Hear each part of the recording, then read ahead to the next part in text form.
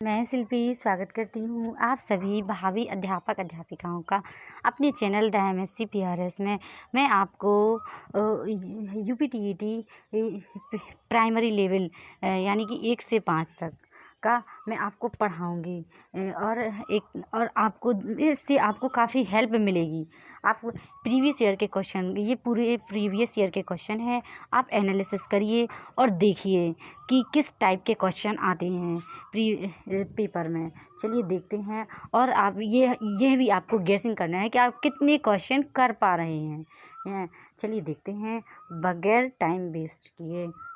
Okay, शिक्षण का सिद्धांत निम्नलिखित में से कौन सा नहीं है? पास से सरल की ओर बढ़ना, सीखने की अंतःदृष्टि सिद्धांत को किसने बढ़ावा दिया?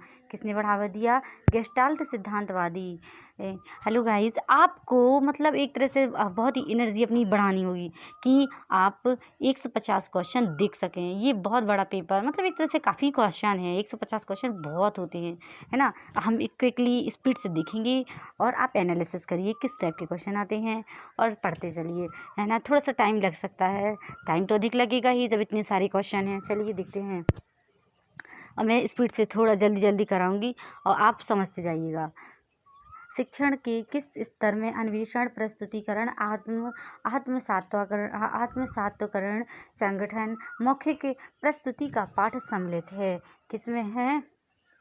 बौद्ध स्तर पर शिक्षण के स्तर अन्वेषण, प्रस्तुतिकरण, आत्मसातीकरण, संगठन, मौखिक प्रस्तुति का पाठ सम्मिलित है। चलिए नेक्स्ट देखते हैं। एक शिक्षक और 2 से 4 छात्र एक सहयोगी समूह बनाते हैं और पाठ की विषय वस्तु के बारे में बात करते हैं। यह कहलाता है, क्या कहलाता है? कहलाता है सहयोगात्मक शिक्षण। यह सहयोगात्मक शिक्षण कहलाता है। जीन पियाजे के संज्ञानात्मक विकास के सिद्धांत की पूर्व संक्रियात्मक अवस्था की आयु क्या है? 2 से 7 वर्ष आयु है। फ्राइड की अनुशंसित व्यक्तित्व संरचना के अनुसार नियमों जीवन की वास्तविकता या किसी प्रकार की नैतिकता की परवाह किए बिना निम्नलिखित में से कौन अपने मौलिक आग्रहों को तुरंत और स्पष्ट रूप से संतुष्ट करेगा? कौन करेगा? इदम क्या है? थोड़ा सा देख लेते हैं। इदम मनोविश्लेषणात्मक सिद्धांत बताता है कि बाल्यावस्था में होने वाली चीज़ें जीवन के बाद के चरणों में उन्हें प्रभावित करती हैं। यह सिद्धांत सिगमंड फ्राइड ने दिया था। उन्होंने तर्क दिया कि मानव मन में इदम, अहम और परा अहम शामिल है। चलिए देखते हैं। सिर्फ इदम देखेंगे हम। आइए संक्षिप्त में इदम देखते हैं। यह मानव व्यक्तित्व का अचेतन भाग है जो बुनियादी इच्छाओं को पूरा करने का काम करता है। यह आनंद सिद्धांत पर आधारित है जो असामाजिक इच्छाओं की संतुष्टि की आकांक्षा रखता है। यह मूल व्यक्तित्व घटक है जो जन्म से मौजूद होता है और यौन इच्छाओं को पूरा करने का प्रयास करता है। इदम नियमों जीवन की वास्तविकताओं, किसी भी प्रकार की नैतिकता की परवाह किए बिना अपने मौलिक आग्रहों को तुरंत और स्पष्ट रूप से संतुष्ट करेगा। चलिए अब देखते थोड़ा सा अहम देख लेते हैं। यह नियमों और नैतिकताओं की तलाश करता है और अचेतन मन में रहता है। अहम हमेशा इच्छा को स्थगित करता है और तनाव को तब तक मुक्त करता है जब तक उसे वांछित वस्तु नहीं मिल जाती। यह व्यक्तित्व का वह पहलू है जो तार्किक और तर्क संगत होने और वास्तविकता की दुनिया से निपटने का प्रयास करता है। चलिए देखते हैं नेक्स्ट। परा अहम क्या है? यह व्यक्तित्व का नैतिक भाग है जिसे विवेक भी कहा जाता है। यह आनंद के बजाय पूर्णता को संदर्भित करता है। यह इदम और परा अहम के बीच संतुलन के रूप में कार्य करता है। यह उस समाधान को खोजने की कोशिश करता है जो ना तो इदम और या परा अहम को चोट पहुंचाता है। माता पिता द्वारा अपनाए गए पुरस्कारों और दंड के प्रति प्रतिक्रिया के परिणाम स्वरूप बच्चे के दिमाग में परा अहम विकसित होता है। इसलिए यह निष्कर्ष निष्कर्ष निकालते हैं कि इदम नियमों का ध्यान रखे बिना अपने आग्रह को संतुष्ट करना चाहता है। चलिए नेक्स्ट देखते हैं। The performance teaching skill of a teacher in his her classroom can be improved by micro teaching. सूक्ष्म शिक्षण क्या है? सूक्ष्म शिक्षण की शुरुआत स्टैनफोर्ड विश्वविद्यालय में 1963 में डॉक्टर एलन ने की थी। इसे शिक्षक के प्रशिक्षकों के संशोधन के लिए प्रतिपुष्टि उपकरण का एक तंत्र माना जाता है। डॉक्टर एलन सूक्ष्म शिक्षण को कक्षा के आकार और कक्षा के समय में स्केल डाउन शिक्षण के रूप में परिभाषित करते हैं। चलिए नेक्स्ट देखते हैं। ये थोड़ा सा देखते हैं। यह कक्षा आकार सामग्री समय को कम करके एक सामान्य कक्षा की जटिलताओं को कम करके प्रभावी शिक्षक तैयार करने का एक प्रशिक्षण उपकरण है। चलिए नेक्स्ट देखते हैं। समावेशी शिक्षा क्या है? समावेशी शिक्षा है शिक्षार्थियों की आवश्यकताओं के अनुसार सभी श्रेणियों को एक साथ पढ़ाना समावेशी शिक्षा है। एक उभयलिंगी व्यक्तित्व है। एक उभयलिंगी व्यक्तित्व क्या है? प्रायः पुरुष और स्त्री के लक्षणों का संतुलन होता है। भाषा अधिगम के लिए बालक की जन्मजात क्षमता पर किस प्रकार का भाषा सिद्धांत केंद्रित होता है? किस तरह का नेटिविस्ट सिद्धांत होता है। चलिए नेक्स्ट देखते हैं। अजनबियों के डर से बच्चे विकसित होते हैं इसका कारण क्या है? शास्त्रीय अनुबंधन। अजनबियों के डर से बच्चे विकसित होते हैं इसका कारण है शास्त्रीय अनुबंधन। क्या कारण है? शास्त्रीय अनुबंधन। अनुबंधन क्या चीज़ है इसे देख लेते हैं। अनुबंधन कुछ तैयारी या प्रशिक्षण की मदद से किसी व्यक्ति के व्यवहार को संशोधित करने की प्रक्रिया है। व्यवहारवाद सिद्धांत एक विचार है जो बताता है कि शिक्षण अनुबंधन के कारण होता है। शिक्षण किसके कारण होता है? अनुबंधन के कारण होता है। जॉन वाटसन को व्यवहारवाद का जनक कहा जाता है। अनुबंधन दो प्रकार की होती हैं, शास्त्रीय और क्रिया प्रसूत। शास्त्रीय क्या है? इवान पावलोव द्वारा खोजे गए इस अनुबंधन में निम्नलिखित विशेषताएं हैं। दो कारक पर्यावरण और प्राकृतिक रूप से होने वाली उत्तेजना। जब बस वातानुकूलित उत्तेजना को रोक दिया जाता है तो वातानुकूलित प्रतिक्रिया होती है। जैसे ही बच्चा अजनबी को देखता है उत्तेजना वह डरने लगता है। प्रतिक्रिया क्रिया प्रसूत क्या है? वह सुदृढ़ीकरण और दंड पर आधारित है। उदाहरण के लिए माता पिता अपने बच्चों को अच्छी तरह से अध्ययन करने के लिए सुदृढ़ करते हैं और यदि वह नहीं करता तो उसे दंडित किया जाता है या उसे इनाम दिया जाता है। इसलिए अजनबियों के लिए शास्त्रीय अनुबंधन का कारण विकसित होता है। शिशु में सामाजिक विकास की प्रक्रिया आरंभ होती है। किसमें होती है? चलिए शिशु में सामाजिक विकास की किसमें होती है? दूसरे व्यक्तियों के साथ शिशु के संपर्क से सामाजिक विकास की क्रिया आरंभ होती है। अधिगम के अंतरण की सामान्यीकरण सिद्धांत के प्रतिपादक कौन है? चलिए देखते हैं। C.H. जड़ अधिगम के अंतरण के सामान्यीकरण सिद्धांत के प्रतिपादक हैं। C.H. जड़ क्या है? C.H. जड़ का कहना है कि अधिगम का अंतरण एक सामान्यीकरण के अलावा और कुछ नहीं है। जड़ द्वारा प्रस्तावित सामान्यीकरण के सिद्धांतों के अनुसार विशेष कौशल का विकास, विशिष्ट तथ्यों की दक्षता, विशेष आदतों का निर्माण, एक स्थिति में दृष्टिकोण का अंतरण मूल तभी होता है जब कौशल, तथ्यों, आदतों आदि को व्यवस्थित किया जाता है और वे उन स्थितियों से संबंधित होते हैं जिसमें उनका उपयोग किया जाता है। चलिए देखते हैं नेक्स्ट। निम्नलिखित में से कौन सा अधिगम का महत्वपूर्ण कारक है? अधिगम का महत्वपूर्ण कारक है अधिगम अभ्यास और प्रशिक्षण के माध्यम से व्यवहार में परिवर्तन लाता है। अधिगम क्या है? अधिगम अभ्यास और प्रशिक्षण के माध्यम से व्यवहार में परिवर्तन लाता है। चलिए नेक्स्ट देखते हैं। समावेशी शिक्षा में किस प्रकार के छात्र शामिल हैं? समावेशी शिक्षा में सामान्य और विशिष्ट बालक शामिल हैं। संज्ञान और संवेग के बारे में निम्नलिखित कथनों में से कौन सा कथन सही है? कौन सा कथन सही है? संज्ञान और संवेग क्या है? संज्ञान और संवेग परस्पर जुड़े हैं और एक दूसरे को प्रभावित करते हैं। उस सिद्धांतकार का नाम बताइए जिसने परीक्षण की संख्या में वृद्धि की, त्रुटियों की संख्या में कमी की और इस प्रकार अधिगम संभव हो पाया। किसका है? ये है स्किनर का। त्रुटियों की यानी कि त्रुटि की बात जब भी आए तो ये अच्छे से बगैर मतलब एक तरह से बगैर दिमाग लगाए सोच लेना है कि स्किनर का है ये सिद्धांत, क्योंकि त्रुटियों पर बात ज़्यादातर स्किनर ने की है ना। और चलिए नेक्स्ट देखते हैं बगैर टाइम वेस्ट किए। सूक्ष्म शिक्षण एक है। सूक्ष्म शिक्षण क्या है? सतत अनुकरण तकनीक है। सूक्ष्म शिक्षण एक सतत अनुकरण तकनीक है। As per well known development physiologist Jean Piaget the child in the early childhood education stage is at which stage of cognitive development क्या है? Pre operational stage. ओके।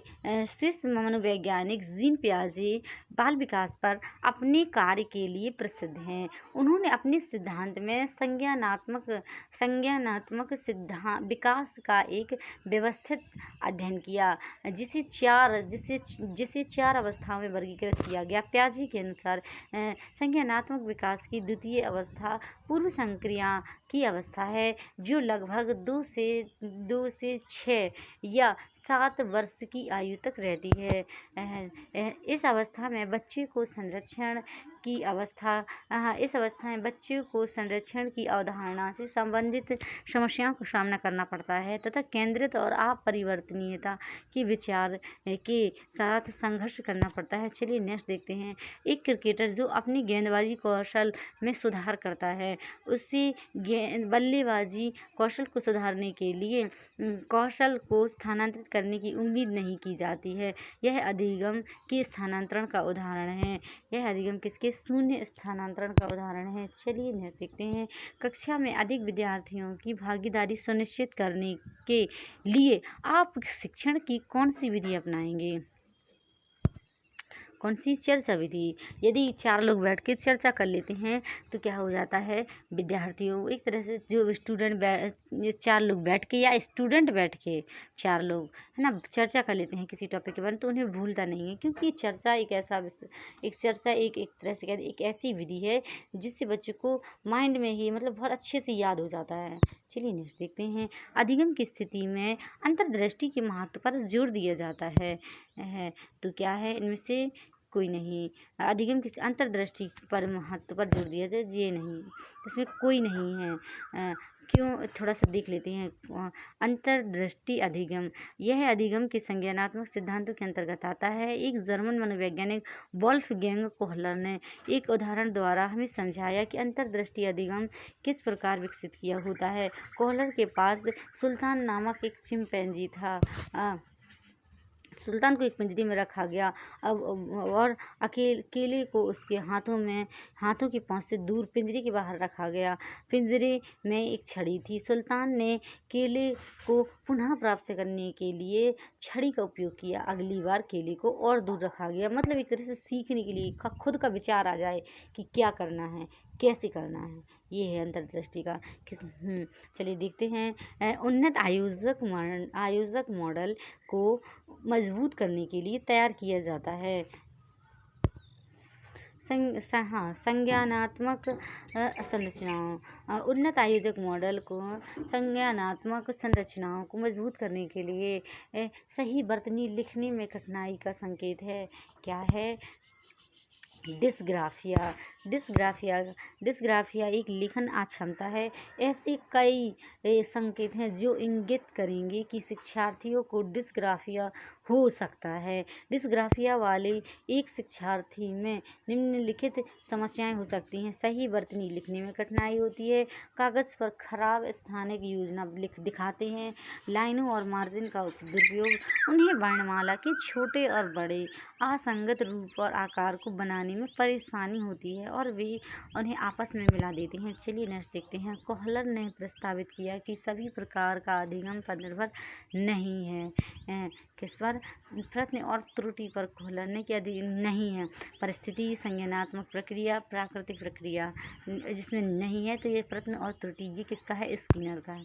चलिए, यदि एक बालक अपने से विपरीत लिंग के अभिभावक के प्रति अनुराग व्यक्त करता है तो यह विशेषता होगी किसकी होगी? यह विशेषता फैलिक स्टेज की। यह विशेषता फैलिक स्टेज की होगी। चलिए नेक्स्ट देखते हैं। निम्नलिखित में से कौन सा सौंदर्य मूल्य नहीं है? सौंदर्य मूल्य नहीं है। क्या है सौंदर्य मूल्य? मानवता। मानवता सौंदर्य मूल्य नहीं है।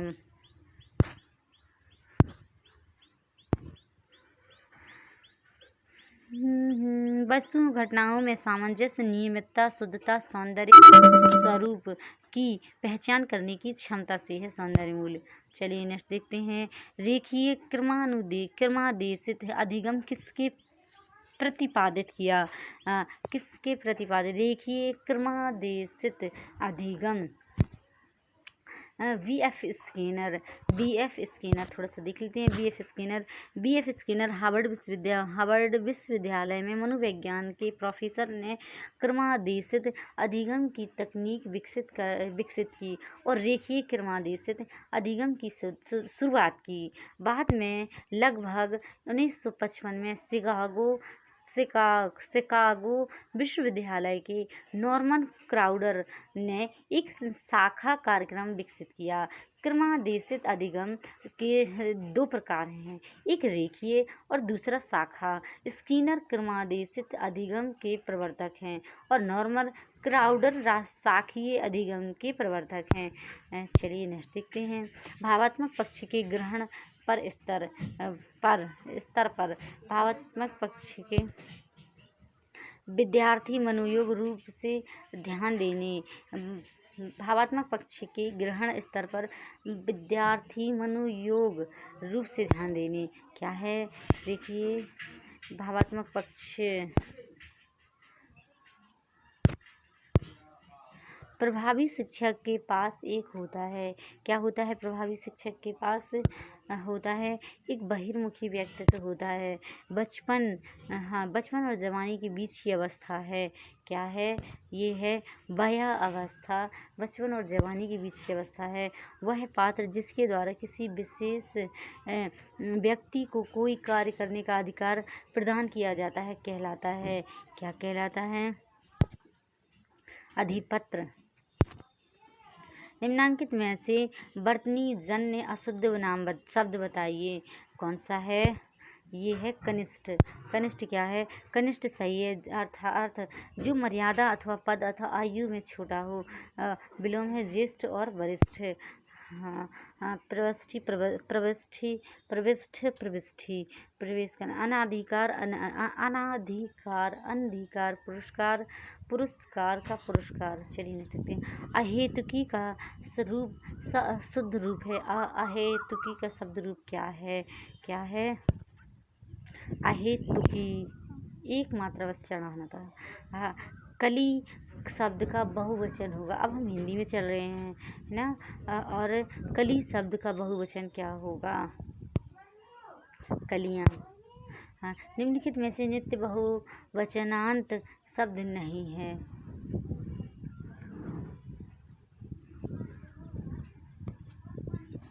व्याख्याता बहुवचनांत शब्द नहीं है। देखते हैं कैसे।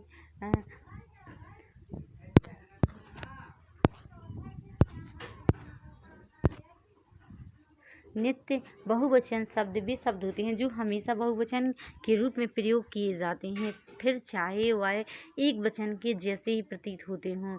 अन्य नित्य बहुवचन शब्द दर्शन, हस्ताक्षर, नेत्र, तेवर और होश।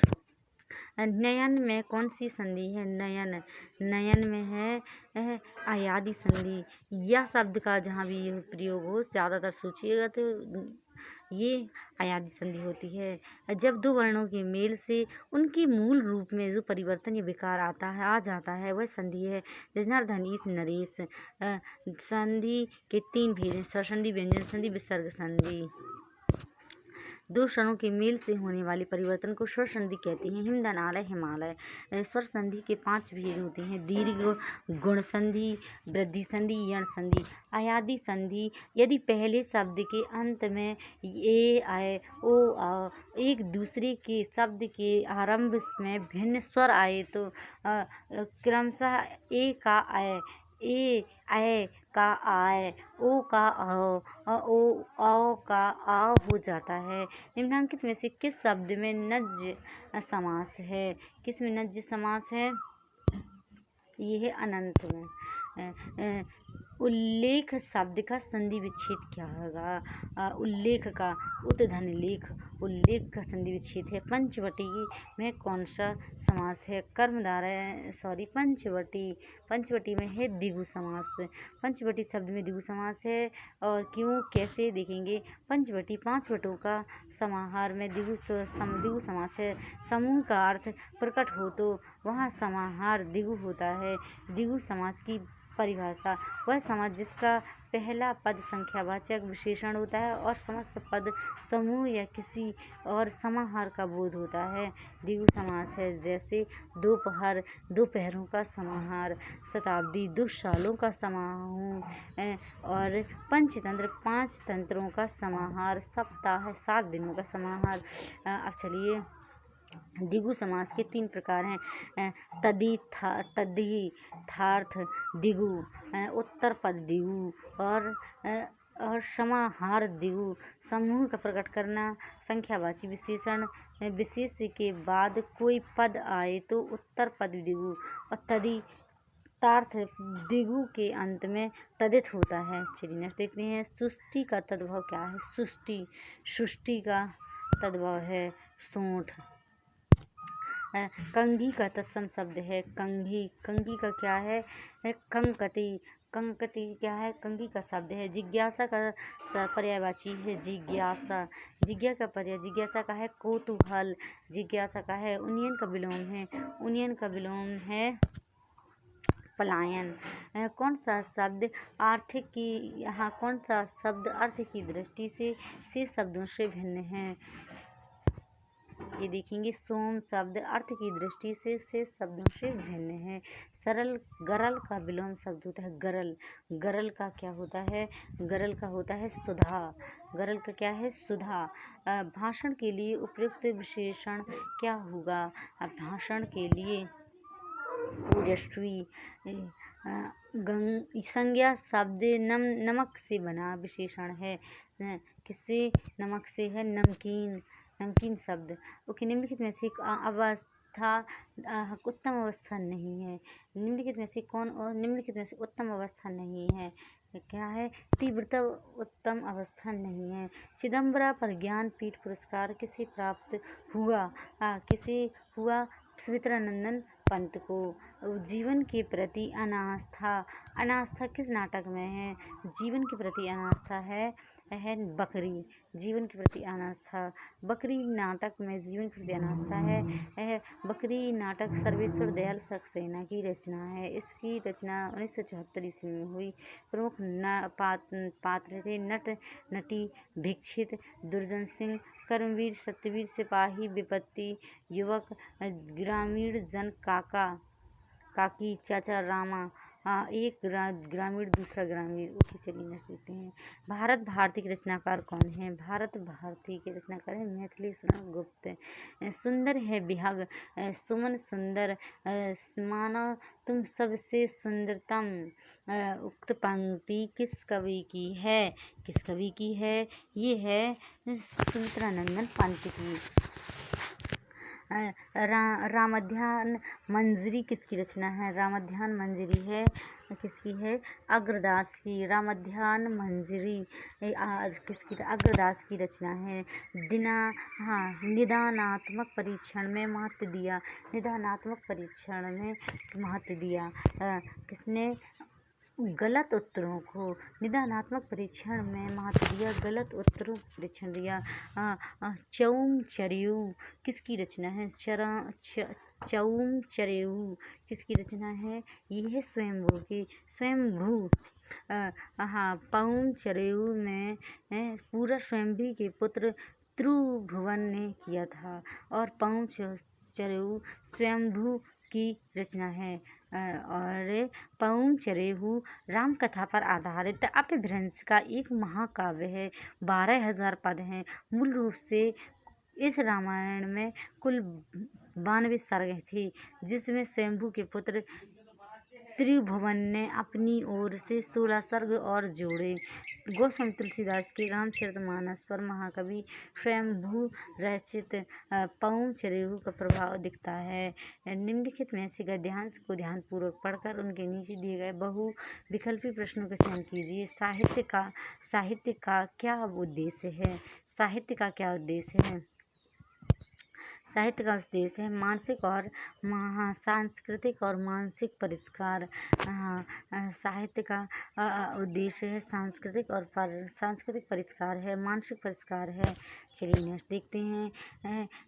सांस्कृतिक भावों को ग्रहण करने के लिए क्या जरूरी है? सांस्कृतिक भावों को ग्रहण करने के लिए जरूरी है सुनने वाले की शिक्षा, सुनने वाले के सांस्कृतिक परिष्कार, सुनने वाले के मानसिक परिष्कार, उपरोक्त सभी, है ना, ये सभी। चलिए नेक्स्ट देख। प्रस्तुत पद्यांश किस रस से संबंधित है? प्रस्तुत पद्यांश किससे संबंधित है? तुम भारत हम भारतीय हैं, तुम माता हम बेटे हैं, किसकी हिम्मत है दुष्टता दृष्टि से देखे ओ माता, तुम 1 अरब से अधिक भुजाओं वाली, सबकी रक्षा से तुम सक्षम हो, जो अदम बलशाली है। किसमें है? वीर रस। चलिए नेक्स्ट देखते हैं। तो दुष्टता दृष्टि में कौन सा अलंकार है? दुष्टता दृष्टि, ये है अनुप्रास अलंकार। अनुप्रास अलंकार क्या है? जहाँ एक ही वर्ण की आवृत्ति बार बार हो वहाँ अनुप्रास अलंकार होता है। लोहिता का समानार्थी शब्द है। लोहिता का समानार्थी शब्द क्या है? लोहिता। देखते हैं। रक्त वर्ण लोहिता। अब हम संस्कृत में आ गए हैं। श्यामा काला, नीलम नीला, पलासह हरा। ओके। करण संज्ञा होती है। करण संज्ञा किसकी होती है? साधन की करण संज्ञा होती है। सा कलमेन लिखती, गीता हस्तैन खादती। ओके। वर्गों के प्रथम अक्षर किस प्रत्याहार के अंतर्गत आते हैं? वर्गों के प्रथम अक्षर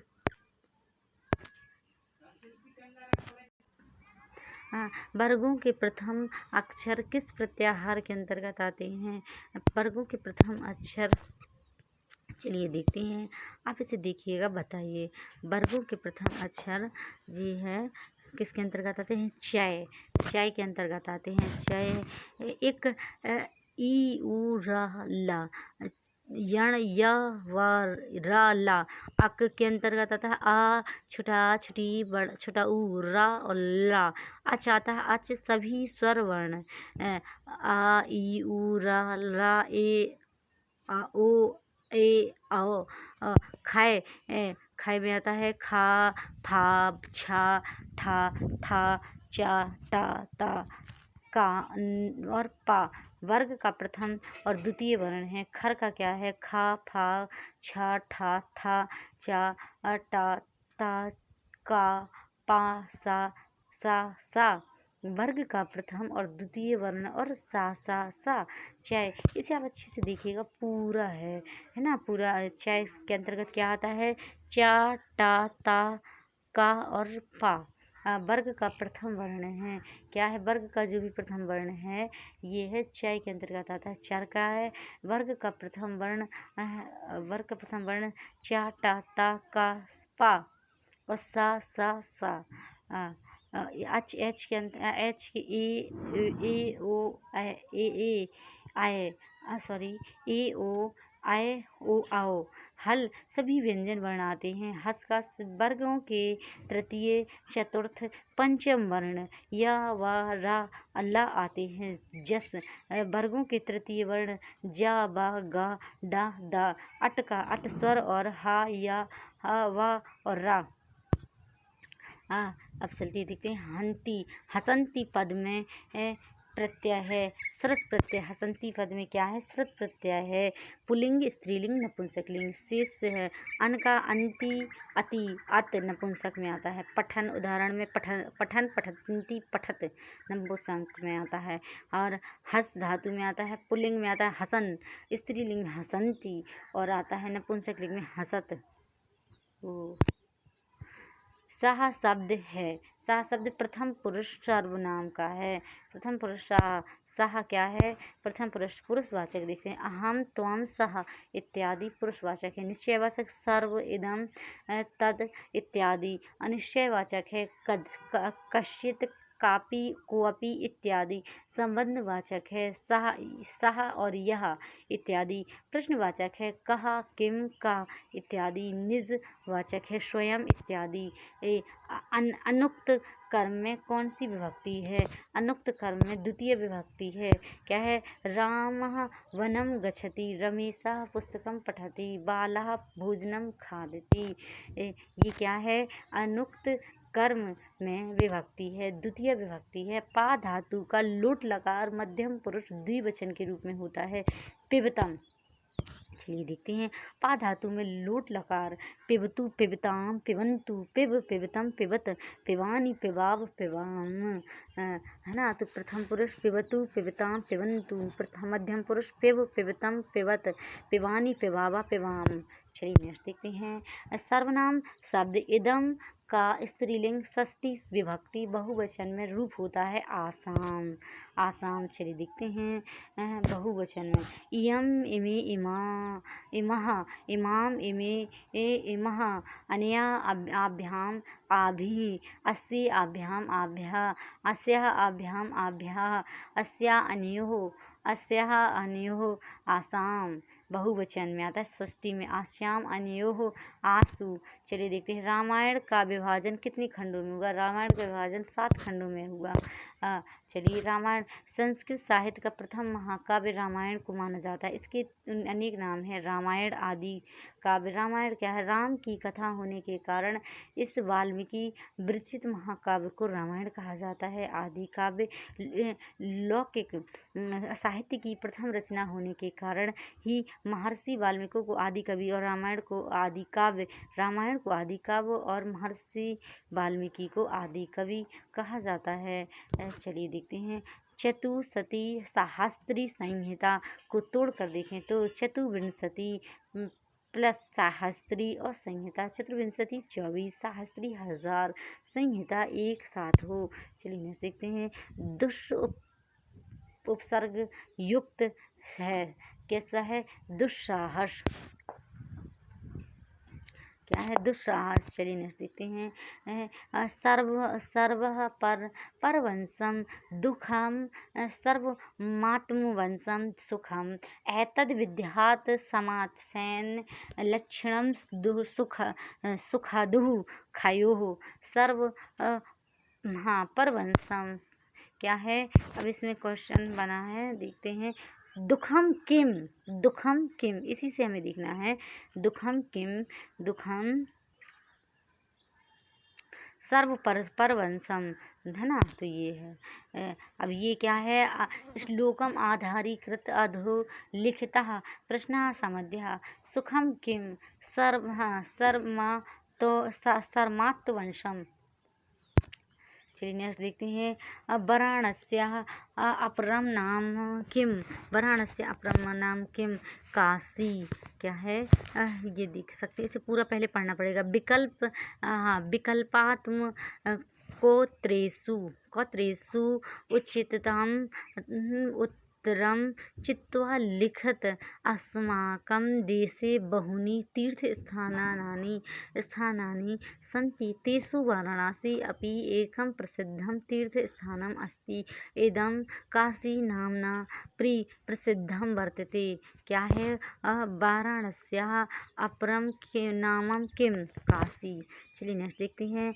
स्कंद पुराणस्य कस्मिन् खंडे वाराणस्याः विस्तरेण वर्णनं विहितम्। काशी खंडे। ओके नेक्स्ट देखते हैं। बाह्य प्रत्नम का है स्वास्थ्य। बाह्य प्रत्नम में आते हैं। चलिए देखिए, आभ्यंतर प्रश्न होते हैं। 5 अभ्यंतर प्रश्न होते हैं। स्पष्ट,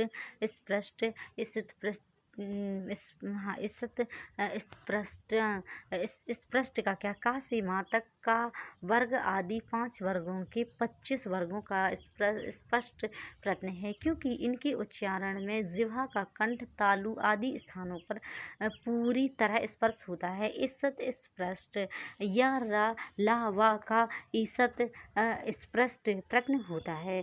विव्रत आकार आदि समस्त स्वर वर्णों का विव्रत प्रश्न होता है।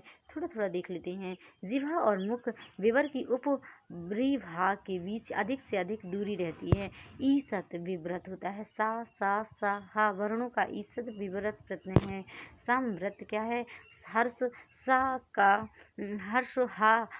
आ का समृद्धि प्रत्यय होता है। प्रयोग में हर्ष असमृत होता है, परंतु प्रक्रिया दशा में वह विवृत ही माना जाता है। इसके उच्चारण के समय मुख विवर बहुत कुछ बंद सा होता है, अतः इसे समृत कहा जाता है। बाह्य प्रत्यय होते हैं विवार, संवार, श्वास, नाद, घोष, अघोष, अल्प प्राण, महाप्राण, उदात्त, अनुदात्त और स्वरित। हनिष्यन्ति रूप है हन धातु लट लकार का। हनिष्यन्ति रूप है हन धातु लट लकार का है। सखायम शब्द रूप है। सखी शब्द द्वितीय विभक्ति एक वचन का है। चलिए नेक्स्ट देख लेते हैं। हाँ, दंत वर्ण है। दंत वर्ण किसका है, दंत ता था। दंत वर्ण है। अक्त प्रत्यानांत पद है सभी। पक्वः, पठितः, कथितः क्या है, भूतकाल में आता है। हाँ देखते हैं। पक्वः पच धन अक्त, यहाँ निष्ठा संज्ञक अक्त प्रत्यय लगाया हुआ है। तक्त पचो वह, इस सूत्र से निष्ठा से तकार को वकार होता है। पच धन ता, पच धन वा हो जाता है। चोकू क्या आता है, चोकू में पच धन ता होकर पक्को हो जाता है। पठ धन अक्त में आता है, क्या होता है, तीनों लिंगों में रूप होते हैं। पठिता पुल्लिंग, पठिता स्त्रीलिंग, पठितम नपुंसकलिंग। कथित में आता है, क्या आता है, कथक्तम, कथ धन तख्त में आता है। तीनों लिंगों में आता है। कथिता पुल्लिंग, कथिता स्त्रीलिंग और कथितम नपुंसकलिंग है। कुत्ता का संस्कृत होता है श्वानः, कुकुरः, सारमेय, उपयुक्त सभी। शुनकः क्या आता है, कौलेयकः, शुनकः कौलेयकः, मृददंशिकः और श्वः। लट लकार किस काल को कहते हैं, वर्तमान काल को लट लकार कहते हैं। 69 को कहते हैं नवषष्ठी, 69 को कहते हैं नवषष्ठी, 69। नवसप्तति किसे, 79 को कहते हैं। एकोनाशीति 79 को कहते हैं। एकोन षष्ठी 59 को कहते हैं। एकोन षष्ठी किसे कहते हैं, 59 को कहते हैं। आनंद की हंसी मनमोहक है, इसका संस्कृत में अनुवाद करें। आनंदस्य हसनम मनमोहकम अस्ति।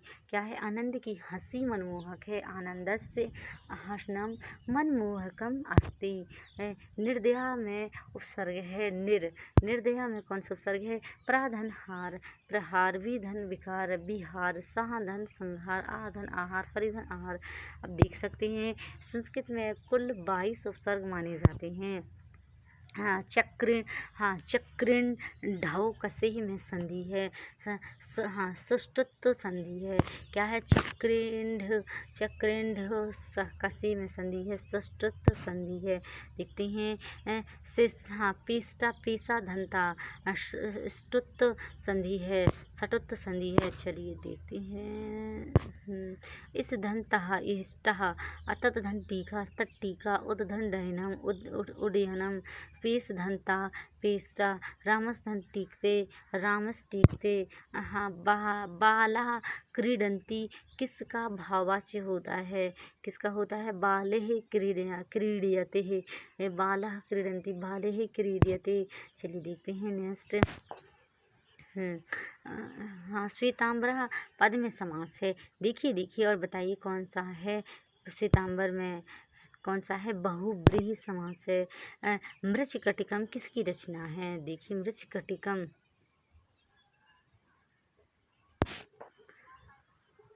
मृच्छकटिकम है शूद्रक की रचना है। किसकी रचना है? शूद्रक की रचना है। थोड़ा सा देखेंगे हम। मृच्छकटिकम रचनाकार शूद्रक है। यह शूद्रक की एकमात्र कृति है। यह एक प्रकरण रूपक है। प्रथम अंगक अलंकारान्यास, द्वितीय अंगक धुत कर संवाहक, तृतीय अंगक संधि विच्छेद, चतुर्थ अंगक मदनिका सर्विलक। चलिए नेक्स्ट देखते हैं। अंग कुशः का विलोम है। निरंग कुशः अंग कुशा का निरंग कुशा। सत्व संधि का विधान किस सूत्र में से होता है? विसर्जनीयस्य से सह सत्व संधि का विधान सूत्र होता है। आप देख सकते हैं मैथ के क्वेश्चन आ गए एक संग। हाँ चलिए मैथ के क्वेश्चन है। अब पहले मैथ के क्वेश्चन नहीं देखेंगे, पहले हम पर्यावरण का देख लेते हैं। ओके गाइस, पर्यावरण के देख लेते हैं फिर मैथ के देखेंगे। सॉरी देखो है ना, इससे देखना नहीं, ये सोचो कि देखा नहीं है। चाय कॉफ़ी मुख्य सक्रिय घटक है। चाय कॉफ़ी किसका है? चाय कॉफ़ी है सक्रिय घटक कैफीन का। चाय कॉफ़ी किसका घटक है? कैफीन का घटक है। चाय कॉफ़ी मुख्य सक्रिय घटक है कैफीन का। चलिए देखते हैं कैफीन चाय और कॉफ़ी का मुख्य सक्रिय घटक है। कैफीन रक्तचाप बढ़ा सकता है, लेकिन उन लोगों पर इसका प्रभाव नहीं हो सकता जो हर समय इसका उपयोग करते हैं। इसका उपयोग नहीं हो सकता। हाँ देखिए कैफीन रक्तचाप बढ़ा सकता है, लेकिन उन लोगों पर इसका प्रभाव नहीं हो सकता जो हर समय इसका उपयोग करते हैं। कैफीन पानी की गोली की तरह भी काम कर सकता है जो मूत्र के प्रवाह को बढ़ाता है। निकोटीन हमारे तंत्र को विशिष्ट रासायनिक दूत, हार्मोन और न्यूरोट्रांसमीटर जारी करने के लिए प्रेरित करके काम करता है, जो हमारे मस्तिष्क और शरीर के विभिन्न हिस्सों को प्रभावित करता है। एक हार्मोन जो निकोटीन को प्रभावित करता है वह एप्रिनेफ्रिन है, जिसे एड्रेनालिन भी कहा जाता है। क्लोरोफिल पौधों में पाए जाने वाले एक हरा वर्णक है। भोजन बनाने के लिए पौधे क्लोरोफिल और प्रकाश का उपयोग करते हैं। लोग कभी कभी दवा के रूप में क्लोरोफिल का उपयोग करते हैं। दवा के लिए उपयोग किए जाने वाले क्लोरोफिल के दो सामान्य स्रोतों में अल्फाल्फा शैवाल और रेशम कीट की बूंदें शामिल हैं। क्या है? क्लोरोफिल के सामान्य स्रोतों में क्या आंसर है? अल्फाल्फा शैवाल और रेशम कीट की बूंदें भी शामिल हैं। ओके चलिए नेक्स्ट देखते हैं। हाँ सॉरी देखिए, ये सोचिए कि मैंने देखा नहीं है। भारत में किस राज्य की सरकार का प्रमुख कौन होता है? सॉरी, भारत में किसी राज्य की सरकार का प्रमुख कौन होता है? कौन होता है? इसमें होता है प्रमुख राज्यपाल। भारत में किसी राज्य की सरकार का प्रमुख होता है राज्यपाल। प्लवक तरणशील और नीतलक के घटक नहीं हैं। कौन से नहीं हैं? प्लवक तरणशील नितलक के घटक नहीं है। कौन से नहीं है देखेंगे हम। घास स्थल पारिस्थितिकी तंत्र प्लवक तरणशील नितलक के घटक नहीं है। नदी पारिस्थितिकी तंत्र, महासागरीय पारिस्थितिकी तंत्र और झील पारिस्थितिकी तंत्र। चलिए नेक्स्ट देखते हैं। गांव स्तर के स्वास्थ्य चलिए नेक्स्ट देखते हैं। एक गांव स्तर के स्वास्थ्य कार्यकर्ता को आशा के रूप में जाना जाता है। वो निम्नलिखित में से कौन सा मिशन है? सोचिए जल्दी से, स्पीड से, क्विकली। एक गांव स्तर के स्वास्थ्य कार्यकर्ता को आशा के रूप में जाना जाता है। क्या है? राष्ट्रीय ग्रामीण स्वास्थ्य मिशन, NRHM योजना। चलिए नेक्स्ट देखते हैं। अल्ट्रावायलेट विकिरण को अवशोषित करने वाली ओजोन परत वायुमंडल की निम्न परतों में से किस में पाई जाती है? किस में पाई जाती है? ये पाई जाती है समताप मंडल में। अल्ट्रावायलेट विकिरण को अवशोषित करने वाली ओजोन परत वायुमंडल निम्न परतों में से किस में पाई जाती है? समताप मंडल में पाई जाती है। चलिए नेक्स्ट देखते हैं। भारतपुर राष्ट्रीय उद्यान निम्नलिखित राष्ट्रीय उद्यानों में से किसका पूर्व नाम है? किसका पूर्व नाम है? सोचिए स्पीड से, किसका पूर्व नाम है? भारत, ये है केवलादेव राष्ट्रीय उद्यान। चलिए इससे थोड़ा सा फैक्ट, जो भी फैक्ट बनते हैं वो हम देख लेते हैं। रणथंभौर राष्ट्रीय उद्यान सबसे बड़ा टाइगर रिजर्व और दुनिया की सबसे प्रसिद्ध वन क्षेत्र में से एक है। कांजीरंगा राष्ट्रीय उद्यान असम के कंचनापुर में स्थित है और यह राष्ट्रीय उद्यान विश्व प्रसिद्ध एक सींग वाले गैंडों के 2/3 भाग को पर्यायवास प्रदान करता है। थोड़ा सा देख ले केवलादेव, थोड़ा सा ये पूरा देख लेते हैं। भारतपुर राष्ट्रीय उद्यान केवलादेव राष्ट्रीय उद्यान का पूर्व नाम है। यह राजस्थान के भरतपुर में स्थित है। पूर्व में भरतपुर पक्षी अभयारण्य के रूप में जाना जाने वाला केवलादेव राष्ट्रीय उद्यान विश्व के सबसे महत्वपूर्ण पक्षी प्रजनन और चारागाहों में से एक माना जाता है। केवलादेव को राष्ट्रीय उद्यान घोषित किया गया है। फिर बाद में 1985 में यूनेस्को द्वारा विश्व धरोहर स्थल के रूप में सूचीबद्ध किया गया। इस पार्क में पक्षियों और जानवरों की 370 से अधिक प्रजातियां जैसे बैस्किंग, अजगर, चित्रित, सारस, हिरण, नीलगाय, बहुत कुछ ये सभी हैं। निम्नलिखित में से क्या पेट्रोलियम का एक उत्पाद नहीं है? पेट्रोलियम का उत्पाद नहीं है। क्या नहीं है? CNG। CNG क्या है? पेट्रोलियम का एक उत्पाद नहीं है। इसे आप पूरा देख सकते हैं अच्छे से विथ डायग्राम। ईंधन क्या है? औद्योगिक और घरेलू उद्देश्यों के लिए ऊर्जा के मुख्य स्रोत लकड़ी का कोयला, पेट्रोल, मिट्टी का तेल वगैरह है। ये पदार्थ ईंधन कहलाते हैं। ये एक अच्छा ईंधन वह होता है जो आसानी से उपलब्ध हो और सस्ता हो। वो एक अच्छा ईंधन वह होता है जो आसानी से उपलब्ध हो और सस्ता हो, मध्यम दर पर वहाँ हवा में आसानी से जले और बहुत सारी गर्मी उत्पन्न करे। पेट्रोलियम को कच्चे तेल से निकाला जाता है। पेट्रोलियम उन मृत जीवों से बना था जो लाखों साल पहले समुद्र में दब गए थे। इन मृत जीवों पर बालू और मिट्टी की परत चढ़ गई है।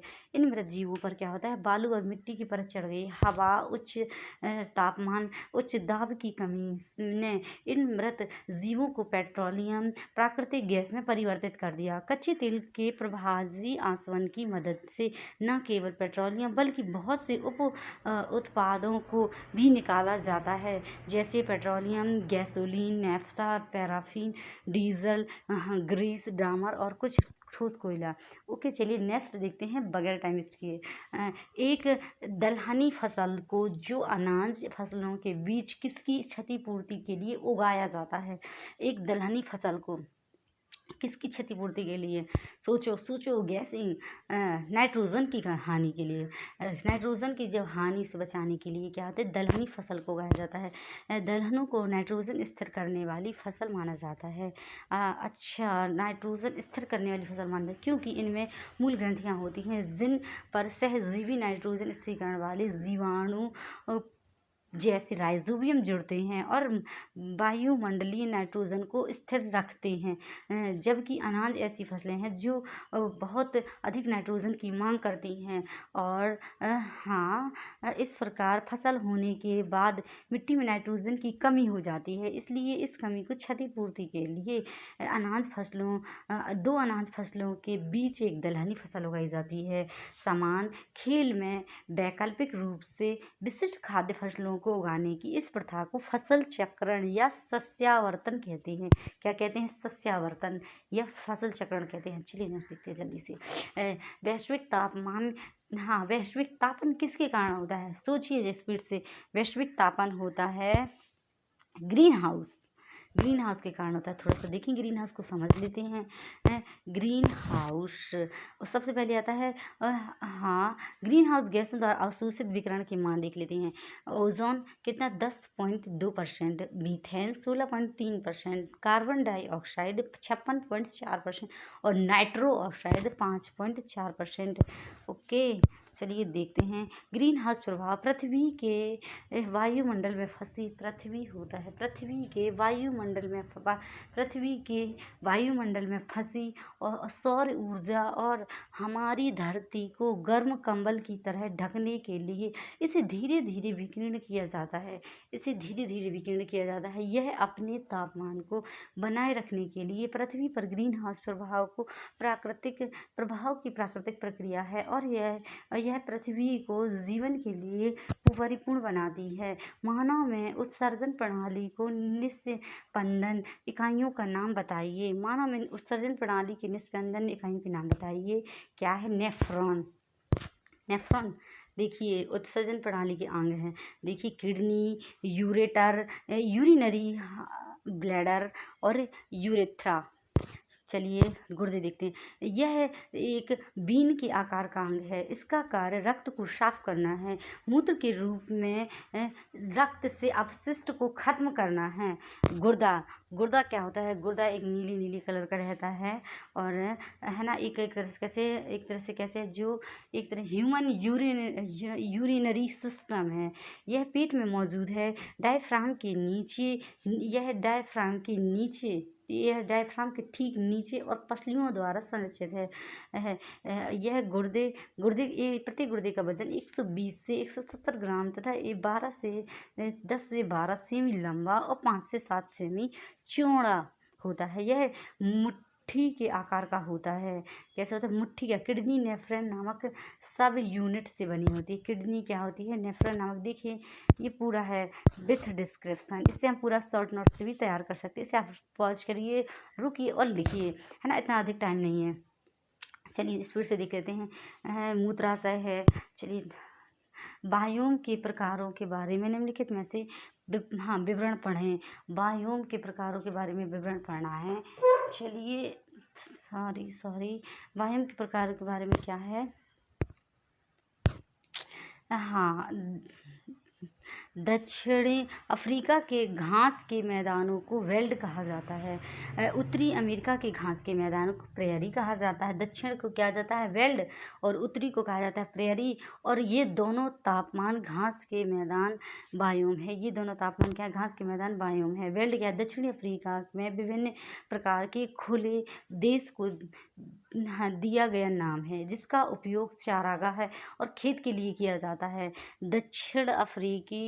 अधिकांश दक्षिण अफ्रीकी किसानों के लिए वेल्ड उस भूमि को संदर्भित करता है जो वे काम करते हैं, जिनमें से अधिकतर लंबे समय से प्राकृतिक नहीं रहे। दक्षिण अफ्रीका के शीतोष्ण घास के मैदानों को वेल्ड कहा जाता है। चलिए, उत्तरी अमेरिका के घास के मैदानों को प्रेरी कहा जाता है।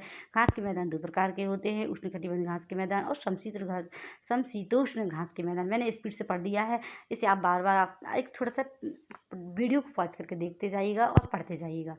भारत में अधिकतम ग्रामीण बस्तियां पाई जाती हैं। कहाँ पाई जाती हैं? जम्मू कश्मीर में। भारत में अधिकतम ग्रामीण बस्तियां जब पाई जाती हैं जम्मू कश्मीर में। ओके, चलिए नेक्स्ट देखते हैं। निम्नलिखित कथनों को बताइए। कथनों का कौन सा सही है, ये कथन बताना है। चलिए देखते हैं कौन सा सही है। ओके, बगैर टाइम वेस्ट किए थोड़ा सा जल्दी से देख लेते हैं। अ, पौधे सूर्य के प्रकाश से प्राप्त ऊर्जा को कार्बोहाइड्रेट के रूप में संग्रहित भोजन में परिवर्तित करते हैं। पौधों में पर्णहरित होता है। पादप कोशिकाओं में कोशिका भित्ति नहीं होती। सोचिए, स्पीड क्विकली। पादप कोशिका में कोशिका भित्ति नहीं होती, होती है। कौन कह रहा नहीं होती? पौधों में पर्णहरित, पौधे में पर्णहरित होता है, ये भी होता है। पौधे सूर्य के प्रकाश से प्राप्त ऊर्जा को कार्बोहाइड्रेट के रूप में संग्रहित भोजन में परिवर्तित करती है। सही है। सॉरी, दोनों सही है। सॉरी गलती से बोल दिया। हाँ, दो ही। कौन सा क्या है? कौन सा कथन सही है? क्या है? देखो, ये तो होता ही है ना। तो पौधों में पर्णहरित होता है, बिल्कुल राइट। पादप कोशिकाओं में कोशिका भित्ति नहीं होती, कोशिका भित्ति नहीं होती। हाँ, दोनों सही, एक और दो सही हैं, तीसरा गलत है। पहला सही है, दूसरा सही है, और ये दोनों सही हैं। पहला, दूसरा और एक गलत। ये कौन सा गलत है? केवल एक गलत है। गलत कौन सा है? तीसरा गलत है ना। ओके, चलिए थोड़ा सा देख लेते हैं स्पष्टीकरण। पौधे सूर्य के प्रकाश से प्राप्त ऊर्जा को कार्बोहाइड्रेट के रूप में संग्रहित भोजन में परिवर्तित करते हैं, सही है। पौधों में पर्णहरित होता है, सही है। पादप कोशिकाओं में कोशिका भित्ति नहीं होती है, गलत। बल्कि पादप कोशिकाओं में कोशिका भित्ति होती है। ये देखिए, ये पूरा देख सकते हैं हम। सेल वाल है, सेल मेम्ब्रेन है बीचों बीच, और वैक्यूल है, न्यूक्लियस है, क्लोरोप्लास्ट है। देखिए क्लोरोप्लास्ट को अच्छे से, है ना। माइटोकॉन्ड्रिया, ये क्षणनुमा आकार की हैं। Golgi body, ribosomes, endoplasmic reticulum और साइटोप्लाज्म। ओके, अच्छे से देखिए। इन्हें थोड़ा थोड़ा सा डिस्क्रिप्शन में पढ़ भी लेते हैं। कोशिका भित्ति क्या है? ये एक कठोर परत है जो कोशिका के रस से बना रहता है। कोशिका झिल्ली क्या है? यह एक अर्धपारगम्य झिल्ली है। इसे मैं डिटेल से पढ़ सकती हूँ, लेकिन इतना टाइम ना होने के कारण मैं थोड़ा थोड़ा सा बताती जा रही हूँ। यदि आप चाहें तो शॉर्ट नोट तैयार कर सकते हैं और लिख सकते हैं। रिक्तका क्या है? पादप कोशिकाओं के अधिकांश भाग को रिक्तका द्वारा घेर लिया जाता है ना। और जैसे नाभिक है, यह कोशिका का एक महत्वपूर्ण हिस्सा है। गोल्जी तंत्र वे कोशिका में एक परिवहन प्रणाली की तरह कार्य करते हैं। राइबोसोम, ये प्रोटीन संश्लेषण के स्थान हैं, जिन्हें कोशिका का प्रोटीन कारखाना भी कहा जाता है। सूत्रकणिका क्या है? वे जटिल अणुओं को तोड़ते हैं और ऊर्जा का उत्पादन करते हैं। चलिए देखते हैं नेक्स्ट। लयनकाय क्या है? इन्हें आत्मघाती थैली के रूप में कहा जाता है। ओके, भारत के राष्ट्रपति के खिलाफ महाभियोग की कार्यवाही कौन शुरू करता है? भारत के राष्ट्रपति के खिलाफ, सोचिए जल्दी से, सोचो स्पीड से। चलिए अपनी तरफ से पहले कोशिश करिए, फिर मैं बताऊंगी। कौन सा है? ये है संसद का कोई भी सदन।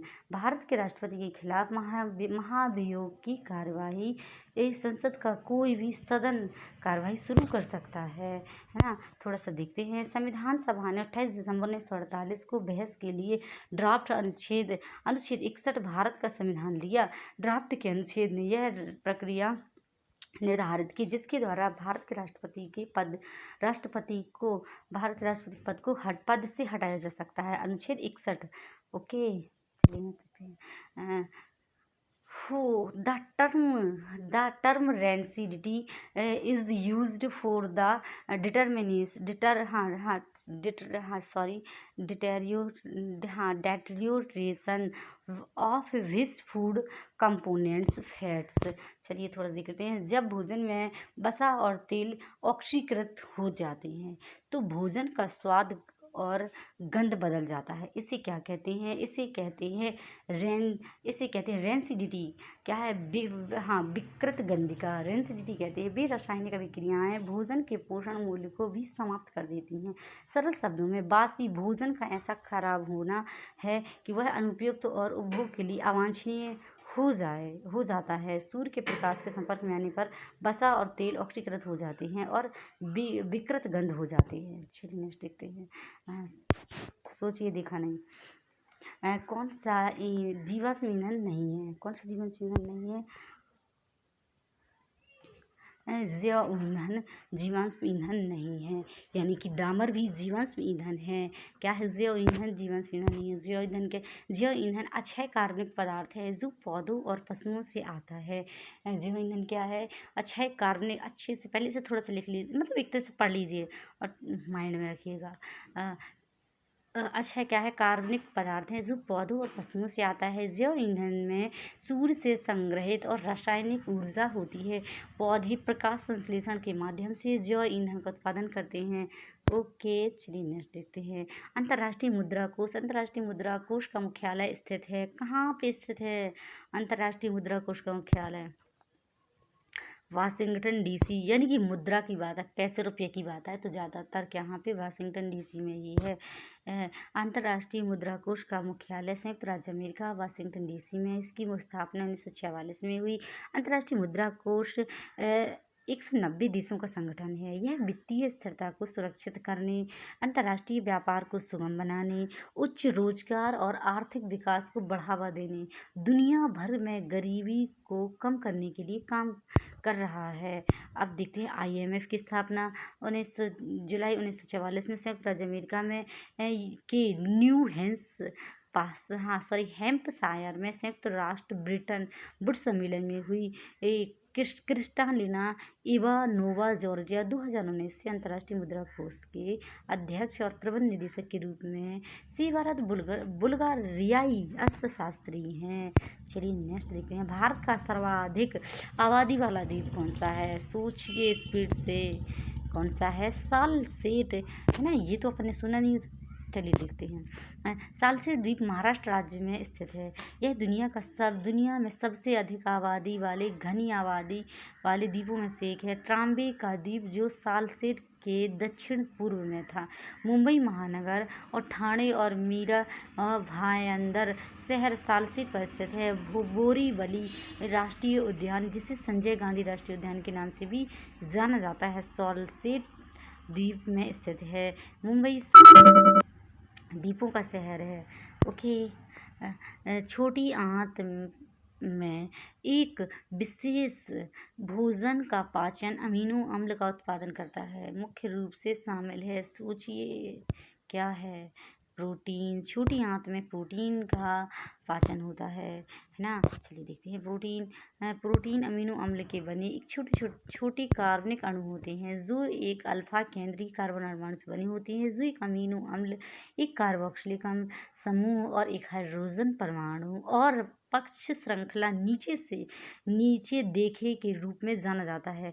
एक प्रोटीन के भीतर कई अमीनो अम्ल होते हैं। एक प्रोटीन के भीतर क्या होता है? कई अमीनो अम्ल होते हैं। चलिए देखते हैं। ओके, बहुत टाइम हो जाएगा। मैं अच्छे से पढ़ा नहीं रही हूँ, मतलब एक तरह से मेरा मेन पर्पज है सिर्फ क्वेश्चन दिखाना, किस टाइप के क्वेश्चन आते हैं, इसे हम थोड़ा थोड़ा समझ सकते हैं। आप स्पीड से देखते जाइए और समझते जाइए। ओके, यहाँ EVS के शिक्षण अधिगम के लिए निम्नलिखित में से कौन सा एक प्रौद्योगिकी संसाधन है? EVS के लिए कौन सा है? मोबाइल फ़ोन है। EVS के शिक्षण अधिगम के लिए निम्नलिखित में से कौन सा प्रौद्योगिकी संसाधन? चलिए देखते हैं। प्रौद्योगिकी EVS mobile phone, computer. EVS के शिक्षण अधिगम के लिए मोबाइल फ़ोन एक प्रौद्योगिकी संसाधन। चलिए मोबाइल के बारे में पढ़ते हैं। इसका उपयोग जानवरों और पक्षियों की आवाज़ जैसी प्राकृतिक ध्वनियों को रिकॉर्ड करने के लिए किया जाता है। स्टॉपवॉच की सुविधा का उपयोग समयबद्ध प्राकृतिक घटनाओं को पकड़ने के लिए किया जाता है, जैसे सूर्योदय, सूर्यास्त आदि। GPS ग्लोबल पोजिशनिंग सिस्टम का उपयोग मानचित्रण और मानचित्र पठन कौशल को बनाने के लिए किया जाता है। नेक्स्ट देखते हैं। EVS शिक्षक के रूप में आप छात्रों को चिड़ियाघर ले जाने की योजना बनाते हैं। आप छात्रों को निम्नलिखित में से कौन सी गतिविधि शुरू करने की अनुमति नहीं देंगे? देखते हैं। कौन सा? चिड़ियाघरों में जानवरों के लिए बहुत सारा खाना साथ ले जाने की, मतलब ये जरूरी नहीं है कि वो खाना साथ में ले जाएं, ये अनुमति नहीं देंगे। मानव शरीर में सबसे बड़ी कोशिका कौन सी है? सोचिए, मानव शरीर में कौन सी बड़ी कोशिका है? मानव शरीर की सबसे बड़ी कोशिका है अंड कोशिका। कौन सी है? अंड कोशिका। चलिए थोड़ा सा देख लेते हैं। हाँ, अंड कोशिका मानव शरीर की सबसे बड़ी कोशिका है। तंत्रिका कोशिका शरीर में सबसे लंबी कोशिका है। अंडा और डिंब कोशिका मानव शरीर की सबसे बड़ी कोशिका होती है। इसका व्यास 0.1 मिमी है। तंत्रिका कोशिका मानव शरीर की सबसे लंबी कोशिका है। स्नायु कोशिका शरीर की गति के लिए जिम्मेदार प्राथमिक कोशिकाएं हैं। हमारे शरीर में 3 प्रकार की स्नायु कोशिकाएं पाई जाती हैं। कौन कौन सी? कंकाल की मांसपेशी, स्वैच्छिक मांसपेशी, चिकनी पेशी, अनैच्छिक पेशी, हृदय पेशियां। चलिए देखते हैं किस संवैधानिक संशोधन ने पंचायतों में महिलाओं को आरक्षण प्रदान किया। सोचिए। 73वीं संविधान संशोधन ने, है ना। 73वीं संशोधन अधिनियम 1992 में एक नया भाग 9 शामिल किया गया, जिसमें 16 लेख 243 से 243 ओ और संविधान की 11वीं अनुसूची शामिल है। 73वां संविधान संशोधन अन्य सभाओं द्वारा सौंपे गए कार्यों और शक्तियों को करने के लिए पंचायत राज प्रणाली की नींव के रूप में ग्राम सभा की परिकल्पना करता है।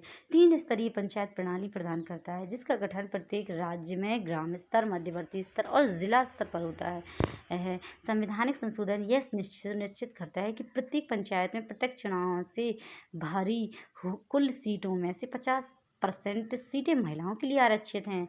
ओके। पंचायत के हर स्तर पर SC ST के लिए सीटों का आरक्षण है। चलिए नेक्स्ट देखते हैं। उत्तर प्रदेश का कौन सा जिला कांच उद्योग के लिए प्रसिद्ध है? कौन सा है? फिरोजाबाद। फिरोजाबाद किसके लिए? कांच के लिए। थोड़ा सा और देख लेते हैं। फिरोजाबाद। पीतल की मूर्तियाँ कहाँ पे हैं? मुरादाबाद में बनती हैं। चमड़े का सामान कानपुर में। लकड़ी के खिलौने लखनऊ और वाराणसी में। चीनी मिट्टी के बर्तन खुर्जा और इलाहाबाद में। गलीचा मिर्ज़ापुर में। बिस्किट मोदीनगर, आगरा और अलीगढ़ में। बिस्किट कहाँ? बिस्कुट मोदीनगर, आगरा और अलीगढ़ में। उत्तर प्रदेश में 18 मंडल हैं, 75 जिले हैं। उत्तर प्रदेश का फिरोजाबाद कांच उद्योग के लिए प्रसिद्ध है। रेड डाटा बुक और रेड लिस्ट से संबंधित संगठन है। कौन सा है? सोचिए। ये है IUCN। रेड डाटा बुक वह राज्य दस्तावेज है जो जानवरों, पौधों की दुर्लभ और लुप्तप्राय प्रजातियों के दस्तावेजीकरण के लिए स्थापित किया गया। चलिए नेक्स्ट देखते हैं। भूमंडलीय ऊष्मीकरण की कमी से संभव है।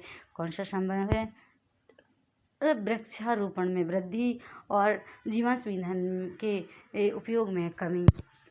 स्वच्छ भारत मिशन कब शुरू किया गया?